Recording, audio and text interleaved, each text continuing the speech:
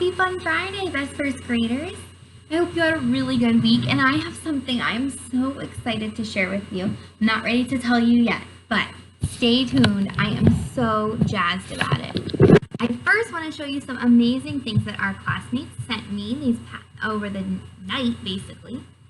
So, Lucas did such a good job. Look at him working on his snap words. Using shaving cream. What an awesome mom. Thanks, Lucas. Great idea. Emily wanted to show us, and it's kind of hard to see, but you can see over here, her kitty cat is eating her homework. Uh-oh. Such a sweet little kitty. And Alana sent me this scary snake. Look how cool this rattle looks. Oh my goodness. Good job, Alana. I love its fangs and scary tongue. Nice work. And Aubrey sent us her writing prompt. Let me read it to you. The animal I am most interested in is the turtle. Two things I like about it are their shells are pretty.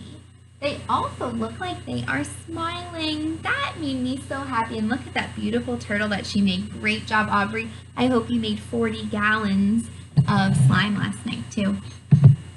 All right, today I want to challenge you by looking for these sight words in anything that you're reading.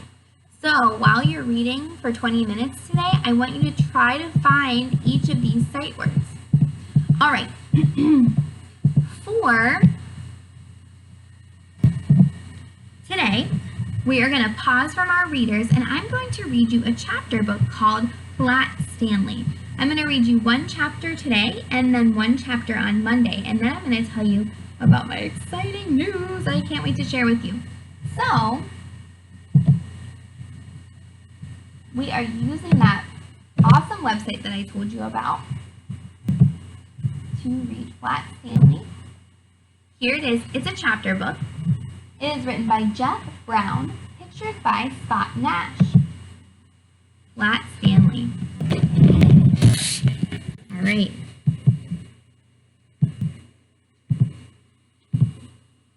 All right. Chapter 1, The Big Bulletin Board. Breakfast was ready. I will go wake up the boys, Mrs. Lambchop said to her husband, George Lambchop. Just then, their younger son, Arthur, called from the bedroom. He shared with his brother Stanley. Hey, come and look! Hey! Mr. and Mrs. Lambchop were both very much in favor of politeness and careful speech. Hay is for horses. Arthur, not people, Mr. Lambchop said as they entered the bedroom. Try to remember that. Excuse me, Arthur said, but look. He pointed to Stanley's bed. Across it lay the enormous bulletin board that Mr. Lambchop had given the boys as a Christmas ago so they could pin up pictures and messages and maps. It had fallen during the night on top of Stanley. But Stanley was not hurt. In fact, he would still have been sleeping if he had not been woken by his brother's shout. What's going on here? He called out cheerfully from beneath the enormous board. Uh-oh. Mr. and Mrs. Lambchop hurried to lift it from the bed. Heavens, said Mr. Lambchop. Gosh, said Arthur, Stanley's flat. As a pancake, said Mr. Lambchop. Darndest thing I've ever seen. Let's all have breakfast, Mrs. Lambchop said. Oh, geez, I don't think that your mom would say let's have breakfast if you were flat. Then Stanley and I will go see Dr. Dan and hear what he has to say. In his office, Dr. Dan examined Stanley all over. How do you feel? He asked. Does it hurt very much? I felt sort of tickly for a while after I got up, Stanley Lambchop said, but I feel fine now. Well, that's mostly how it is with these cases, said Dr. Dan. We'll just have to keep an eye on this young fellow, he said when he finished the examination. Sometimes we doctors, despite all our years of training and experience, can only marvel at how little we really know. Thanks a lot, Dr. Dan. Mrs. Lambchop said she thought Stanley's clothes would have to be altered by a tailor now. So Dr. Dan told his nurse to take Stanley's measurements. Mrs. Lambchop wrote them down. Stanley was 4 feet tall, about a foot wide, and a half an inch thick. Now, an inch is about your fingertip to your knuckle of your thumb. So they're saying he's half of that. Oh my goodness. All right, chapter 2.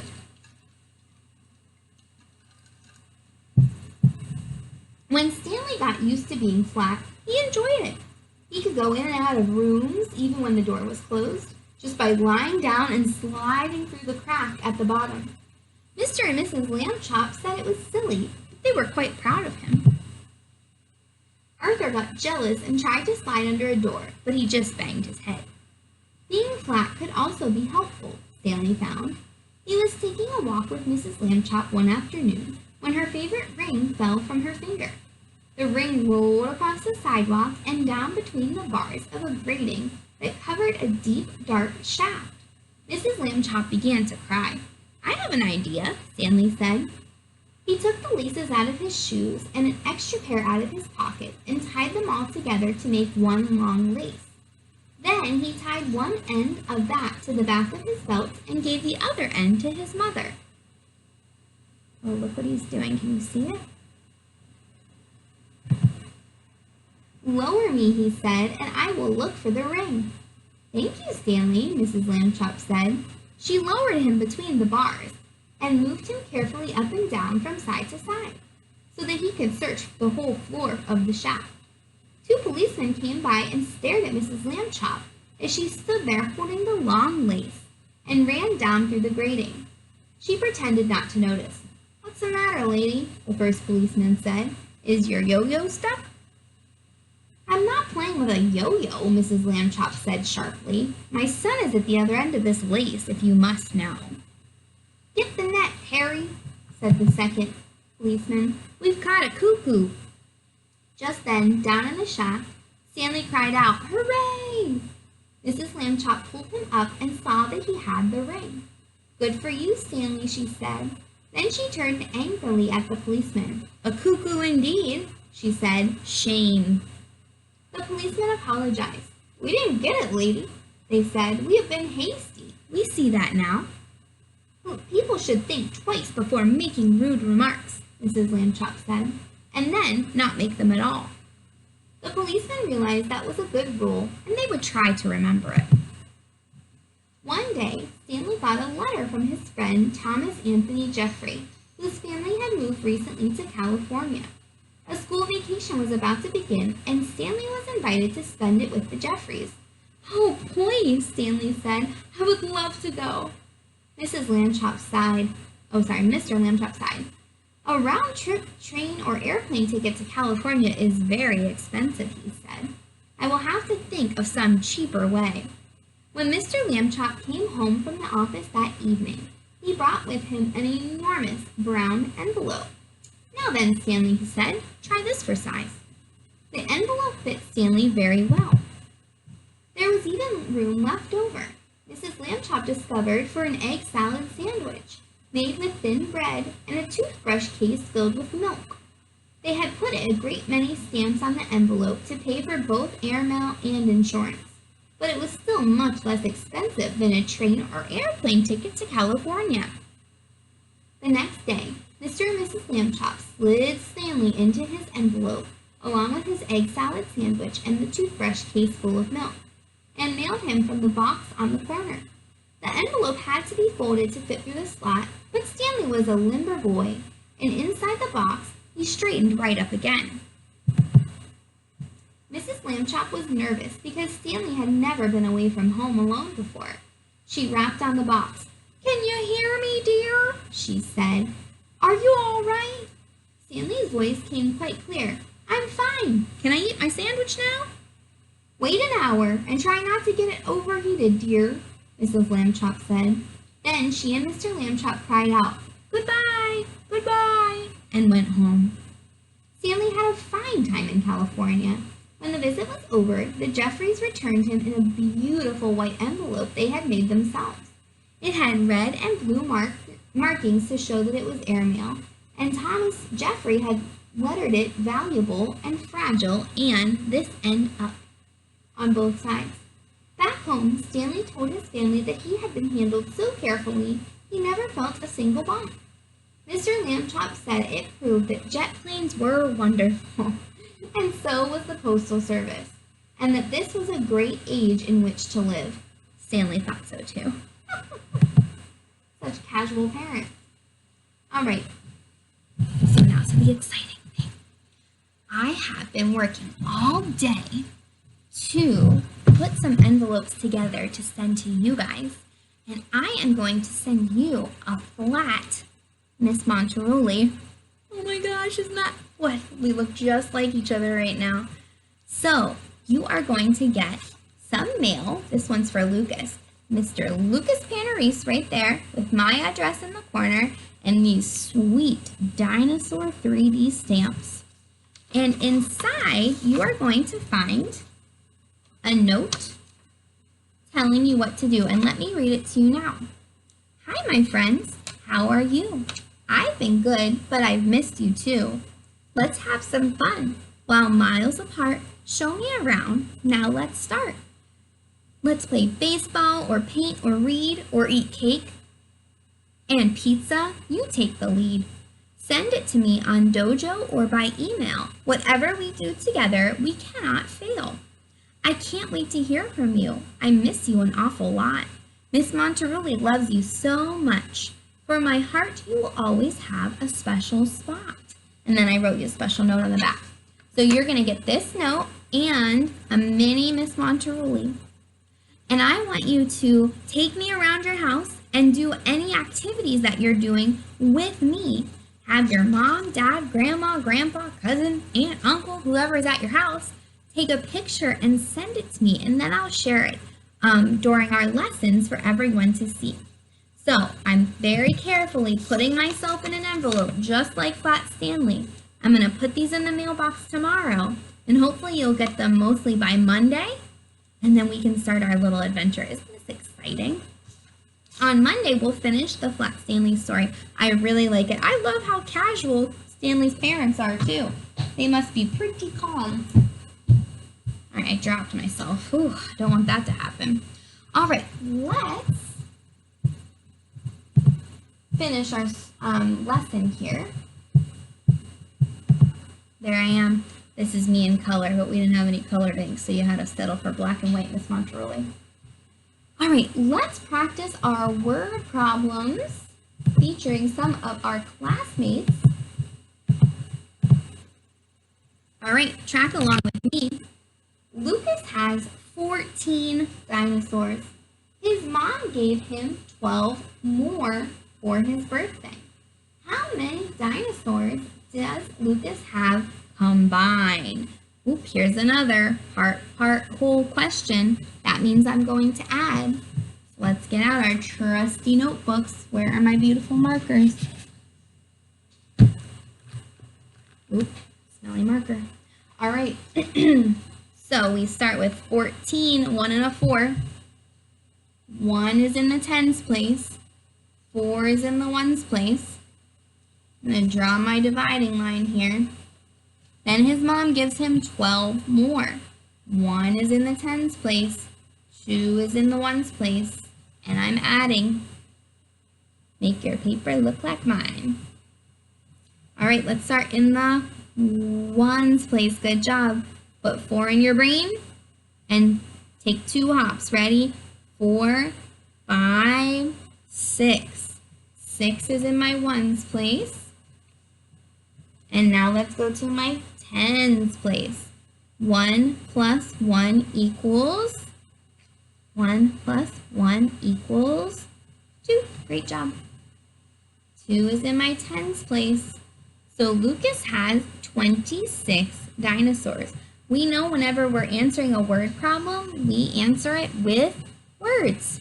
So Lucas has 26 dinosaurs.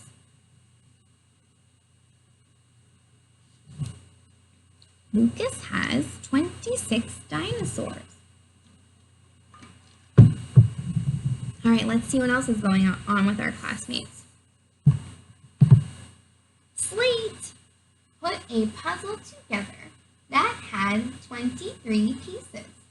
Later, he put one together with 21 pieces. How many pieces in all? All right, you know what to do. In all tells me they're asking for a total, part, whole. So let's see here. 23 pieces plus 21 pieces. Let's see if ours match. Ready? Perfect. 3 and 1 are in the ones place. 2 and 2 are in the tens place. Where do I start when I'm adding two-digit numbers? The ones place or the tens place? Ones place. Good job. All right. Put 3 in your brain. And take one hop. 3, 4. Good job. All right, 2 plus 2. There's no bigger number, so we're just going to put 2 in our brain. Let's take 2 hops. Ready? 2, 3, 4. Nice work. Ooh, 44. 4 and a 4.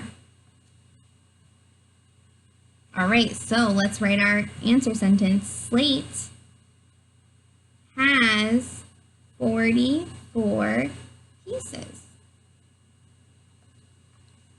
Slate has 44 pieces.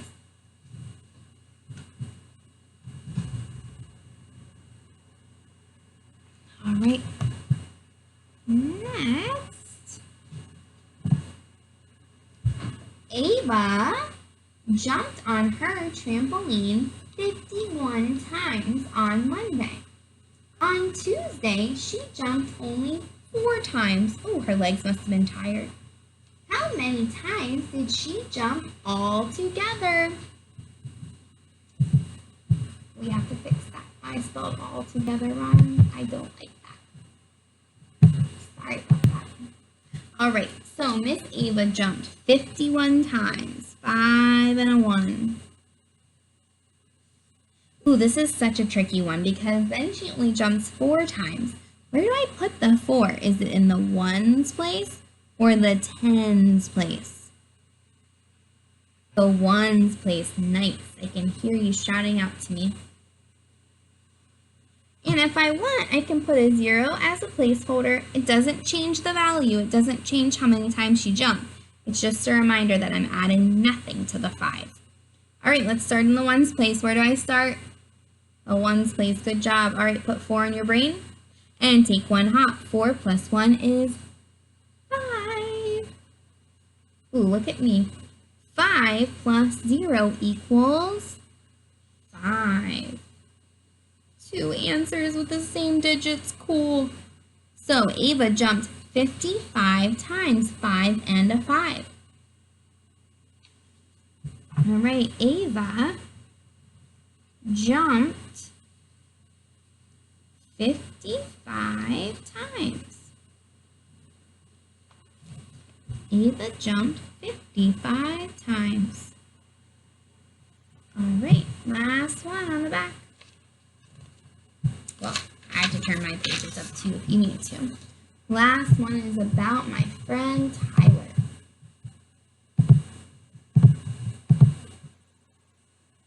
Tyler took her puppies for walks for 14 steps. Remember, they're little, they can't walk very far.